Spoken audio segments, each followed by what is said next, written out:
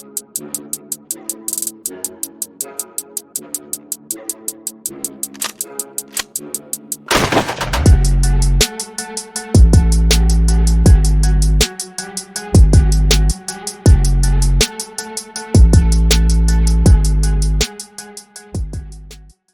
we're discussing Oklahoma's left lane and move over for emergency vehicle laws. The opinions expressed in the podcast are just that, opinions. We've added both statutes to the recording for your reference. This is not legal advice. Let's get into it. Thanks for joining back in today. We did listen to your comments, your concerns, your feedback. All of it was great.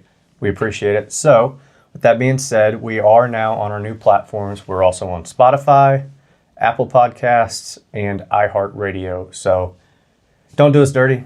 Go check out the links. Go like, subscribe, whatever you got to do on those platforms, because we did it for you guys. So hopefully that'll help listen when you're in the car and stuff. Very cool.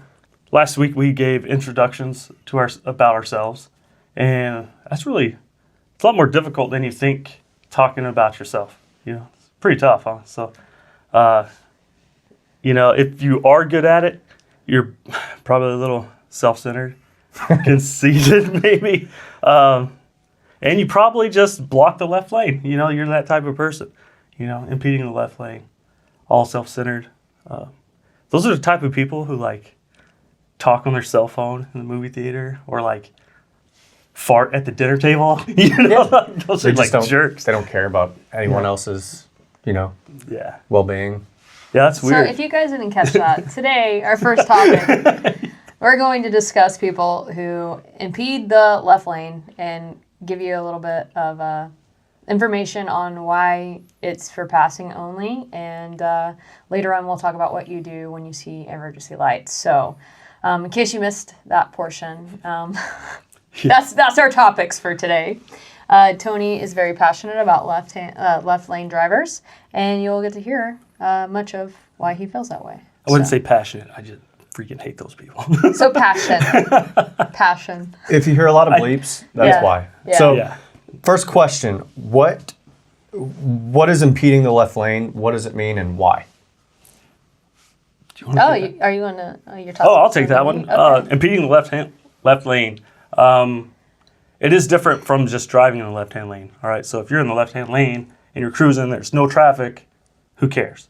But as soon as someone comes up behind you, they need to pass, or you need to get over. They can't pass on the right, so that's not safe.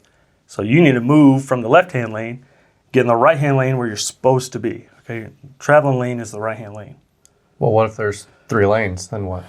You stay out of it unless you're passing. All right. So stay out of the left lane, stay in the other lanes. Yes, stay in the traveling lanes. If you are on GPS tracking for your job, stay out of the left-hand lane. If you have a speed governor on your truck, like a semi, stay out of the left-hand lane. If you are just self-centered idiot who can't look in the rearview mirror, stay out of the left-hand lane. All right. Okay. What does it mean to you? So for me, it's more about the importance of it. So, before my career in law enforcement, starting this profession, I was always told you use the left-hand lane to pass, and then you get over. And I get it. Sometimes the left-hand lane's a nicer lane, so people want to cruise in that one because it's got less bumps and potholes and stuff. I get that. For me, I don't really care until you are causing a traffic issue that endangers people. So even as when I'm driving in my personal vehicle, if people say speed is a number one causation of fatalities, so fatal crashes, and that's statistics. That is the truth. In Oklahoma, speed is a number one factor, right? But what people forget also is that your speed can be too slow, and that can cause some serious issues in traffic backup and collisions as well. So, people worry about going too fast and getting stopped by the police and getting a ticket, but I am a firm believer, and I even talk about it in inclement weather, going too slow or even driving your vehicle at all is sometimes too fast, right? And too slow is just as deadly. And I encourage people who have not seen it from a law enforcement point of view or even first responder point of view, fire or EMS, go do a ride along. and you will be amazed at what people, the kinds of issues that are caused by people who don't know how to navigate the roadway appropriately cause for first responders trying to get to a scene. It'll change your perspective on it. Yeah, that's definitely eye-opening when you're, especially in an emergency vehicle, responding to an emergency, and you see people just panic. Yeah. Or Panic's a good word. yeah, panic is they don't know what to do for some reason, even though you're taught that in driver's ed. You know, people will just stop Literally stop. in the middle of the interstate. Yes. It's Yes. eye-opening. I've had several, like, just, working the metro area. You get called to crashes and during rush hour, and there's a lot of cars on the road. And the amount of people when you're running with your emergency equipment on that will just stop in the middle of the road. Like, could be like I've had them traveling at 70 miles an hour, and they see you instead of just moving to the right. Like, and believe it or not, just so people know, while we're on our way to an emergency with lights and sirens on, I am also aware of other traffic. So when I need you to get over, you might not be able to at the moment, but if you hear the siren change, this isn't everyone, but for me, I'm trying to help you know, hey, go, right? So I'm beeping at you because people are slowed down enough that you can get over. Or on a traffic stop, this, at least in my training, this is not for everyone. I want to preface what I'm saying. Not all cops do that, okay? I do that. And on traffic stops, when I hit my emergency equipment, I'm responsible for you from the left lane or whatever lane you're in until you get to the shoulder. I'm responsible for making sure the traffic is slowed so you can safely get over. So I have my lights and stuff on. You might not even know this, but I'll have my back decks on before I ever hit my front lights. So traffic knows to slow down because we're about to go to the shoulder. For those of you who aren't familiar with that, or maybe you have been stopped and you didn't know that, most police officers, at least I hope, are doing that. So, but yeah, they'll be going 70 and then slam on their brakes and stop in the left lane and causing crashes or, So what are they supposed to do when they see lights? You see the lights, you check your mirror, and then you enter that next lane when it's clear. When it's clear, you check your mirror, and then you enter, say it's 3-lane road, the middle lane. And then, guess what? The officer will be getting in behind you, right? If you're being pulled over. If you're not, then the officer will keep going in the left lane. Like, just so you know. Like, that doesn't mean it's not always a traffic stop. Right. So, if you don't see them follow you over, you're in the clear. Right. Or if you are in the left-hand lane and an emergency vehicle is coming up behind you, and for some reason you panic and you're like, why don't they go around me? Sometimes there's not, first off, driving in the shoulder, especially the inside shoulder, is dangerous. There's always like junk, nails, bolts, all that kind of stuff that's on there. Not to mention the safety risk of that's not a lane to be driving in to begin with. And a lot of agencies' policies don't allow you to operate. When you're operating in emergency mode with lights and sirens, some agencies dictate that you stay in the left-hand lane. So if they were to go around you because you're just panicking, that could cause some liability on that officer, especially if there's a collision. I'm glad you brought that up about stuff on the shoulder. I mean, think about all the crashes that happen on the interstate that get cleaned up to the best of their abilities, but they want that road to be open, right? Flowing, no debris in that road. So some of that stuff gets pushed off onto the shoulder, or, in law enforcement, we'll get calls to debris in the roadway all the time. And we don't put that in our car. Like, we move it to the shoulder. So when he talks about stopping in traffic or just driving in that left lane, expecting us to go around you, there could be debris on that shoulder. Like, that messes up our car. That flattens our tires, and then we can't get to the emergency that we need to get to. So the key takeaway is don't stop in the middle of the roadway. Quit impeding the left lane. Pay attention to traffic. It doesn't matter if you're going the speed limit. That's a completely different thing. We don't impede the left lane. Doesn't matter if there's traffic. Doesn't matter if there's speed limit. You drive in the right lane. 3 lanes of traffic, drive in the right lane. Furthest right. So with that being said, what do we do when we see emergency lights behind us? Move to the right. I would say, even adding to that, like just emergency lights in general. And and that means slow down, right? So I'm going to speak very openly about this. So I've been hit several times in my patrol car. Sometimes I've been in it, and then I've been hit a few times with being outside of my patrol car. My car's been hit while I've been there, right? I haven't, thank God. But anyway, with that being said, so many times people just keep traveling at, speed limit or higher as they're coming through a scene, or greater. Sorry, that sounded really stupid. I said or higher or greater. But I know Tony has been hit, and so has Matt, and so all of us have had it happen on scenes.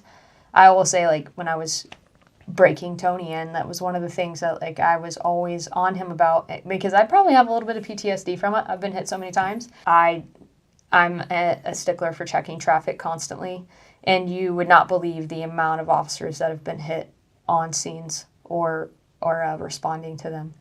But I have several stories. I know you guys do too. But for me, it's just slow down and get over. Like, it drives me. Honestly, it drives me insane. All right, I gotta say this. If we have the road blocked for a reason, the road is blocked. That means you cannot go through it. So please, dear God, do not drive around my unit or drive on the shoulders to get around a scene that's clearly blocking the road. Sometimes there's only one unit that's there, and we're trying our best. Or maybe there's just 3 of us. Please don't take the shoulder as a lane because you think that it's okay. Like, stop doing that. You're going to get somebody killed.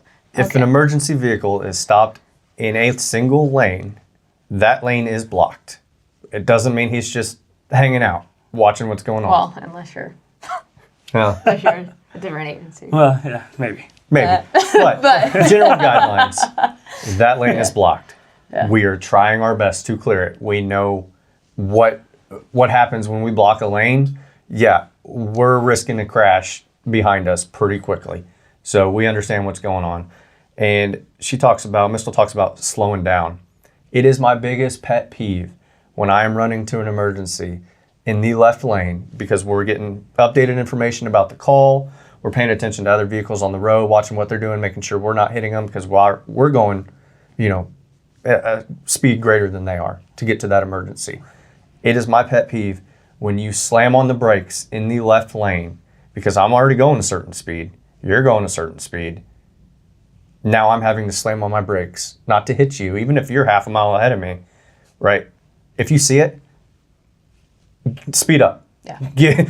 If there's a vehicle next to you, just drive faster and get over in front of them. You don't have to slow down to get behind them. I do not care. If I'm, like she said earlier, if I'm pulling you over, I'll stay behind you. If I'm not, I will keep on going. So if that's what you're scared about, don't be. We don't care. Just speed up and get over. Yes, honestly, I will tell you thank you. Like, there's plenty of my dash cam videos where someone is actually paying attention and they'll notice and they'll drive and like speed up and then get over. And I'm like, thank you. Like, thank you so much. Those of you who are out there doing it and crushing it and paying attention and remembering your driver's ed, I praise you, like, every day. Every day. I'm like, that woman or man has got it together. Yeah, you guys wouldn't. Some of you would be surprised to find out how many cops tend to talk to themselves or yell at traffic when responding to emergency. Because, if we're driving fast, there's a reason. It's not just because we like to go fast. It's like nobody really wants to go fast to where we're going to. It's like, but yeah, help yourselves out. If I was coming to go help your daughter who just got hit and she's blocking the interstate, you would appreciate people getting out of my way so I could get there. So watch your mirrors, get out of the way. Yeah. All right, I think we've hammered that one enough. That's a great point. So don't block the road. Yeah. And if you see lights, get over. I do have one more thing to add because I would constantly get complained on, especially in the metro, for this. If you see an officer, patrol car, or whatever with its lights on, and it is weaving across all lanes of traffic, and then coming back and weaving back, and it's just weaving, and it looks really strange. They're not drunk. They're not high. They are not losing it, I promise. What we're doing is we're trying to slow down traffic because every I'm sure every agency is struggling with this right now, maybe even career path, but we are a lot of times shorthanded, right? And so there may only be a couple officers on a shift, or, something happens and, we might not have the manpower to have 5 cars there for like a debris call. So when that happens, you use your equipment and you do the best that you can, and that means slowing down traffic with your 1 unit. So you're going to be doing what's called a rolling roadblock. That's what that is. So I'm purposely weaving across and slowing all of you down. So then when I get to the debris up ahead, I can get out of my car and all of you come to a stop, and I need you to stay there because I'm going to be, say, in the middle lane or whatever lane and dragging whatever it is out of the road to the shoulder. And so if you can, like, once I get out of my car, start driving, one, you risk hitting me or the debris, and now traffic's going to start flowing again. So it's extra dangerous for the officer that's doing what they're doing. I hate those calls. I will say that those calls are the worst calls for, like, I think, because they are so dangerous. Like, if you don't get traffic crawling and then to a complete stop and people don't pay attention and listen, you're out there, just you in the middle of the interstate. So please, if you see that, please help them out and slow down and prevent people from going around you if you can, because there's someone outside their vehicle. And you don't want to hit like a couch or something. Right. Yeah. No, that's great information. We're going to wrap this episode up with some questions that you guys have commented and sent us in. So, Mystal, what was the question that your mom had? She wanted more of a statement than a question. So she obviously listened to episode 1, and she felt like everyone needed to know that she did have the car and drive, but she still just didn't go anywhere. I mean, she needed people to know it was in drive, and I don't know if I think I did when I said her car the doors locked when it was in drive. Yeah. Yeah, so if I messed that up, Mom, you did have the car and drive. We just didn't go anywhere. Fight or flight. Yeah. Or freeze. Yeah, but it did bring up a cool, or actually very informative conversation with my dad. So, I said they didn't have that pickup anymore, I think, but they have a new pickup, and now the sensors, like, won't allow them, like, some of the sensors, like, if you have it in drive and there's something impeding your vehicle, it'll keep you, like, it'll lock the brakes or something, like, I don't know, but we were talking about that. That's good information to know. I mean, know your equipment. So if your vehicle's equipped with that type of safety feature, it has good reasons to be there. But sometimes you may need to learn how to override it. Like, if you were... Yeah, I'll go into the story that I have with that. Yeah.